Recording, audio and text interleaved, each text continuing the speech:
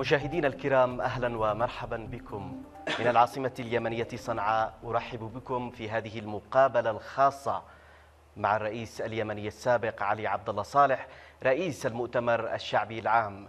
للمرة الثانية نلتقي به هنا في العاصمة صنعاء. أهلا وسهلا بكم فخامة الرئيس. يا مرحبا.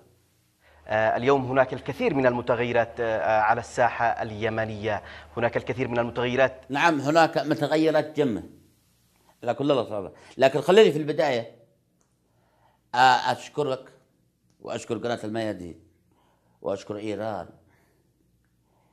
على إتاحة هذه الفرصة وإرسالها المذيع الفاضي بعد ما كنت أنا فاضي، بعد ما كنت أنا أدور من يصورني.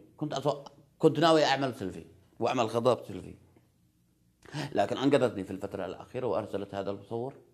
ممتاز، شكرا لإيران الذي أنقذتني بعد ما كنت حيران.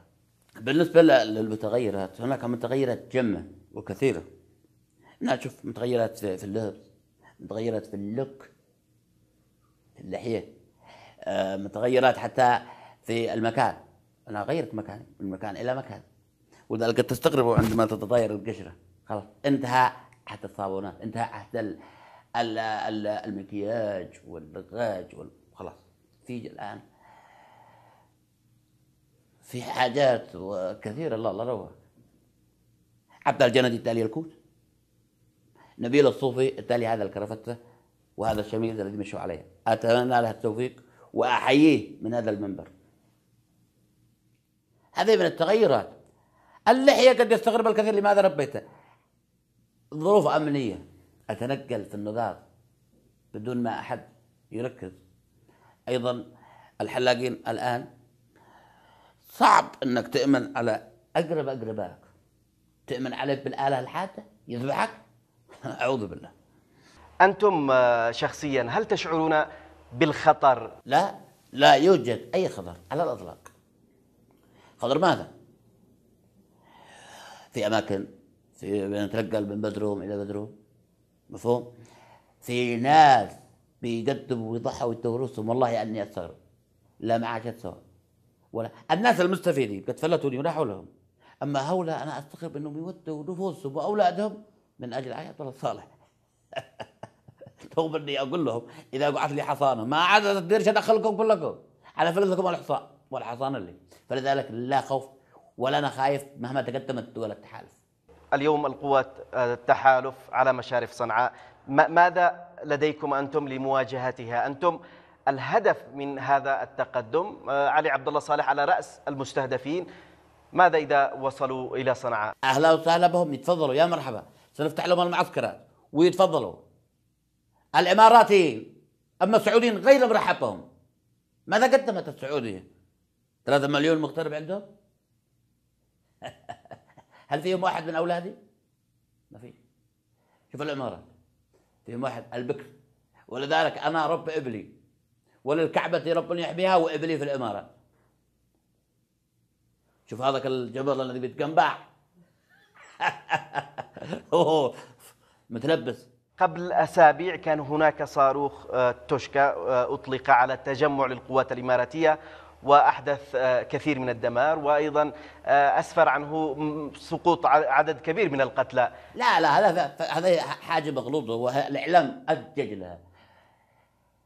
ابني أحمد في الإمارات أكرموه غاية الإكرام، فقلت هل جزاء الإحسان إلا الإحسان؟ أنا أرسلت للأخوة في الإمارات المتواجدين في مأرب هدية مكتوب عليها تشكر يا الإمارات على كرمك الولدي. الحاقدين حذفوا الراء وخلوها تشكر. ضربني وبكى سبقني في تشكر. اليوم هناك عمليات استهدفت حكومة بحاح مقر الحكومة، وأيضا استهدفت مقر العمليات العسكرية والقوات الإماراتية المتواجدة في البريقة بعدن. هناك من اتهم علي عبد الله صالح بالوقوف خلف هذه العمليات، وقد وصفوا هذا الأمر بأن داعش هي تتبع أيضا علي عبد الله صالح. تتبع علي عبد الله صالح؟ أعوذ بالله. ليس لدي أي علاقة بهذا، بس أعتقد الولد عمار، وأنا أحسنت الفكرة. يا شباب طموحين عمار عليه 11، احمد 12، طارق 13، يحيى 14، كل واحد له دور، تبادل الدور. اما انا ليس لدي علاقه، كان لدي علاقه بالاولي الوحيجي قاسم الريمي، اما الان ليس لدي علاقه ولا أحد لي اي طموح او سعي للسلطه. إن لم يكن من أجل العودة إلى السلطة ما تقوم به الآن، من أجل ماذا؟ من أجل العيال. وكما قال المثال: من ورث ما مات. أما أنا ربه وزعني خلاص. ليس هناك مشاركة لكم؟ إلا في مشاركة كثير، بس ما حد بيسمعني ولا حد بيشجعني. في مشاركة أغنية: وديني قم يا حمد شغل الناقة وللصواريخ نسيني، وديني قم يا حمد شغل الناقة وللصواريخ نسيني، حمادي حمادي. وعلى فكرة لدي برنامج مشاركة في برنامج صوت الكنز، ورقمي 33 و34 و35.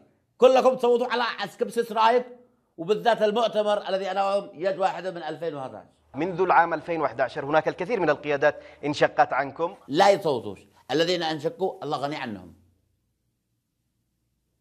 هؤلاء كانوا تحت أقدامي أيام ما كانوا وطنيين، واليوم لا زال الكثير تحت أقدامي وطنيين. هناك علامات للوطني، هذا مش وطني. هم أيضا يمنيون. يمنيين، أين اليمننا فيها؟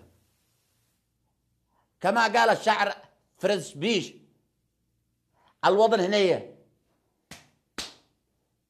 الذي لا يجثو على الأرض يخرج عرض.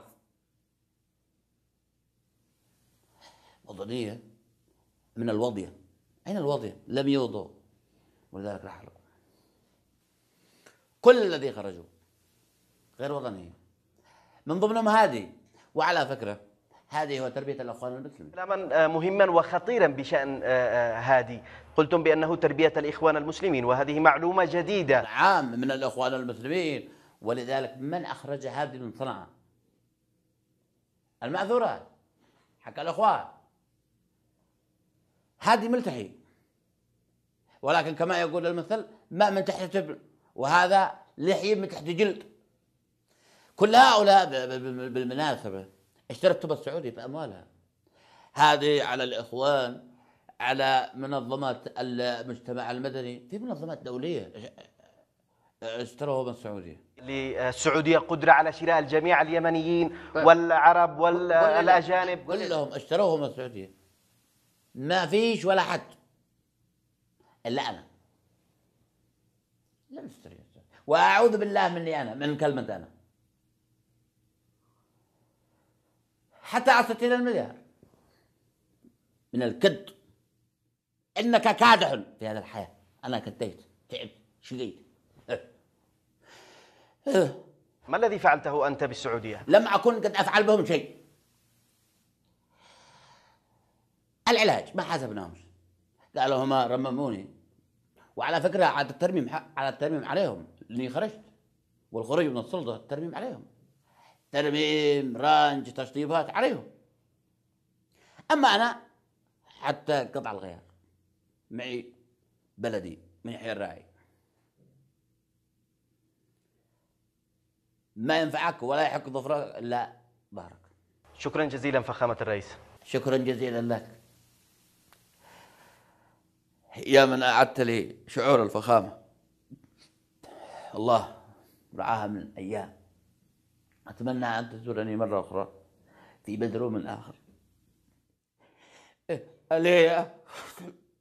والشكر أيضا لمشاهدينا الكرام على طيب الاستماع، وإلى اللقاء في مقابلات أخرى من العاصمة اليمنية صنعاء.